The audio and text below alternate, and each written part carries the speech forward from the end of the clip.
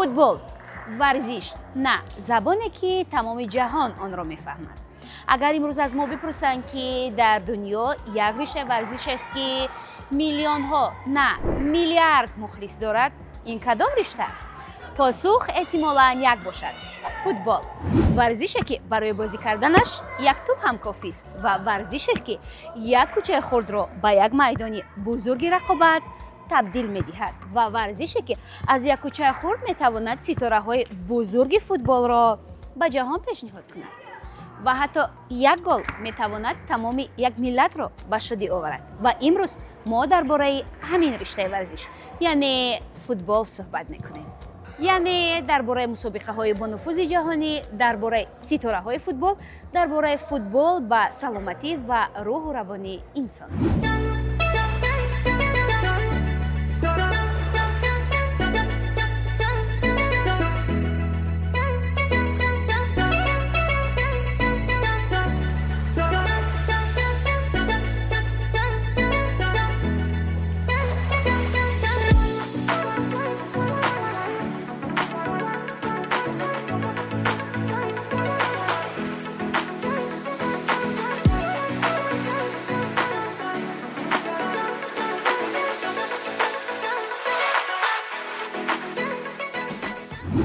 یک سوال به همه: چرا فوتبال محبوب ترین بازی ورزشی در دنیا است؟ فوتبال تنها بازی نیست، این احساس است، این رقابت است، این دوستی است، این احترام است و این آرزو است، آرزوی میلیون ها نفر.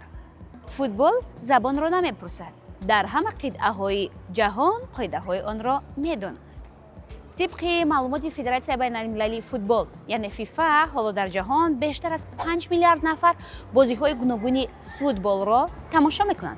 تصور میکنید 5 میلیارد نفر. و شاید محض همین است که فوتبال را در جهان ورزش رقم 1 عنوان میکنند. با نفوذترین و بزرگترین مسابقه فوتبال این چمپیونات جهان است که در 4 سال یک مرتبه گذرانده می شود و در این مسابقه بهترین دسته‌های فوتبالی سیاره اشتراک می کنند. مخلصان نیز بهترین فوتبال بازان خود را در تاریخ مسابقه دسته‌های به مانند آلمان، برزیل، ایتالیا، آرژانتین، فرانسه، اسپانیا قهرمان جهان شدند. هر یک مسابقه فوتبال مخصوصاً چمپیونات جهان به جشن واقعی تبدیل می‌یابد. در برابر آنی که صدها نفر مخلصان در میدان‌های فوتبال جمع می‌شوند، همچنین میلیون‌ها نفر دیگر در نزد اکران تلویزیون دسته دوست داشته‌شان را مخلصی می‌کنند.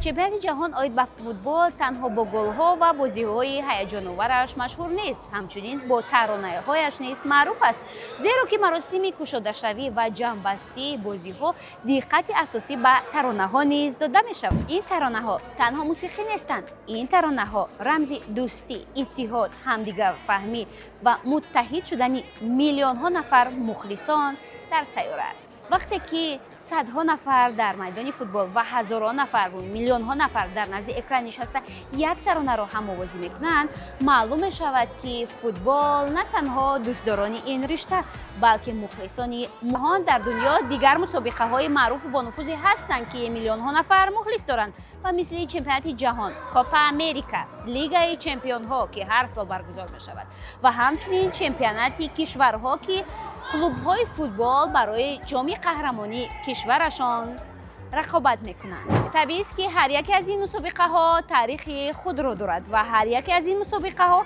ستاره های سطح جهانی را پیشنهاد میکنند. امروزها فوتبال تنها ورزش نیست بلکه یکی از شاخه های بزرگ اقتصادی جهانی نیز هست، زیرا ارزش بعضی از فوتبال بازان به میلیون ها یورو میرسد.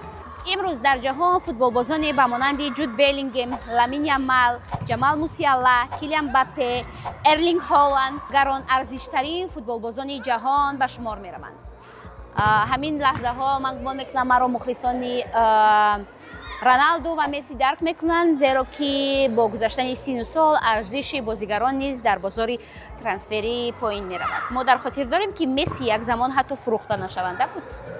امروز باشد ارزشش خیلی پایان رفته است.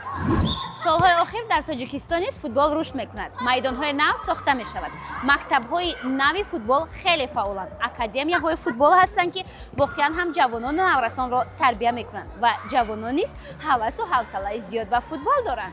یکی از دستاوردهای تاجیکستان در بخش فوتبال این قهرمانی جوانان تا 17 ساله تاجیک در چمپیونات کاف می باشد و همچنین باید بگویم که فوتبالبازان تاجیک پیوسته در مسابقه‌های بین‌المللی اشتراک فعالانه دارند. سال 2024 باشد تیم ملی تاجیکستان بار اول در تاریخ هستی خویش به دور چهاریک‌نهایی جام آسیا راه یافته بود. در این مرحله فوتبالبازان تاجیک واقعا هم یک رقابت سزاوار و شدید را نشان داده بودند. ما خیلی خوب در خاطر داریم که همان لحظه ها را همراه همکاران در جای کارمان تماشا کرده بودیم. حالا بازیگران با مثل وحدت حنانوف، رستم یتیموف، علیشر جلیلوف، پرویزجان عمربایف و دیگران در رشد فوتبالی تاجیک سهمی نظررس گذاشته ایستادند. امروزها مثل اینها صدها نفر کودکان آرزو دارند که روز لباس تیم ملی کشور یا کلوب از کشور را به بر بکنند. زیرا فوتبال تنها از تیم ملی عبارت نیست، باز هم از کلوب‌های عبارت است که صدها نفر و میلیون‌ها نفر مخلصان را گرد اکران تلویزیون و ورزشگاه‌ها جمع می‌آورند. امروزها کلوب‌های فوتبال به مانند باواریا، بارسلونا، ریال مادرید، منچستر سیتی، منچستر یونایتد، پاریس سن ژرمن و امثال اینها ده‌ها کلوب‌های هستند که به برندهای جهانی تبدیل یافتند. اگر از کلوب‌های فوتبالی تاجیکستان گوییم می‌توانیم اسم استقلال، رگارتا دست، خوجند، حاصلات، روشن و دیگران را به زبان آوریم. فوتبال یکی از بهترین نمودهای ورزش برای سلامتی میباشد، زیرا هنگام بازی کردن تمام مشک‌های بدن فعال میشوند. کار دل بهتر میشود، نفس کشی قوی‌تر میگردد، تاباوری و قوه ارگانیسم بیشتر میشود. طبیبان میگویند که حرکت منتظم میتواند خطر گرفتاری به بیماری‌ها را کاهش دهد. فوتبال باشد یکی از راه‌های جالب فعال نگاه داشتن بدن است. فوتبال تنها برای جسم نه، برای روح نیز فایده دارد.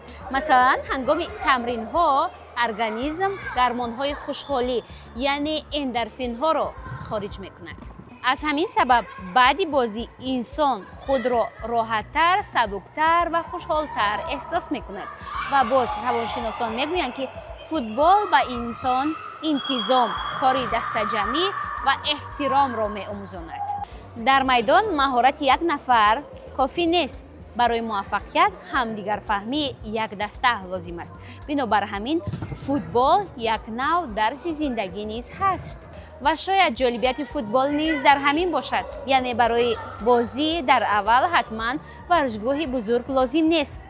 2 دروازه شرطی، یک گروه دوستان و نزد دروازه خانه همین کافی است که خوشحالی پیدا شود.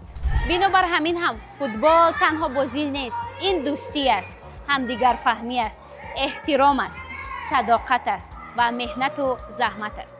درست که همه انسان ها در جهان فوتبال باز بودن نمیتوانند، اما همه ما میتوانیم از فوتبال یک چیز را آموزیم، اینکه برای پیروزی زحمت، تلاش و باوری لازم است. این برنامه استندپ بود. خیر عزیزان.